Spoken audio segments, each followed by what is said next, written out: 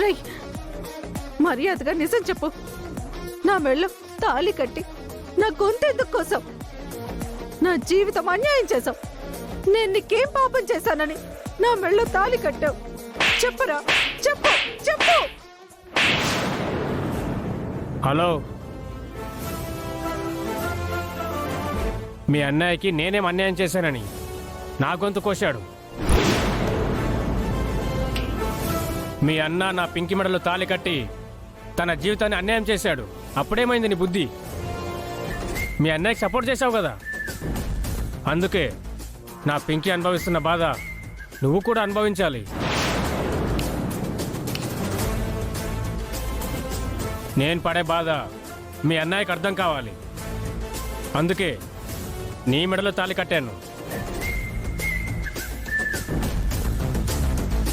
నా దృష్టిలో ఇది తాళే కాదు, తాడు. మీరేం చేసినా సరే నేను ఈ తాళిని తెంచేస్తాను. అప్పుడు నాకు పెళ్ళే కానట్టు. హలో, నీకు పెళ్ళైనట్టు మా దగ్గర ఆధారాలున్నాయి.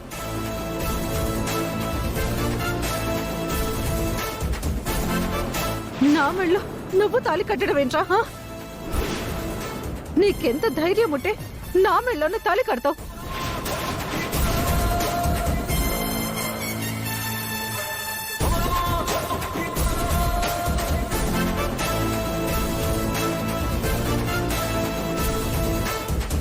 ఇవి సరిపోతాయి అనుకుంటా నీకు పెళ్ళయింది అనడానికి.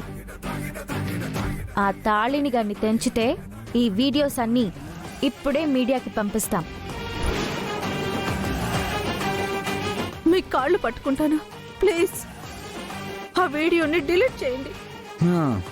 ఇప్పుడు ఈ వీడియో డిలీట్ చేస్తే కాళ్ళు పట్టుకుంటాను అన్నదానివి ఆ తర్వాత పీక పట్టుకుంటాం.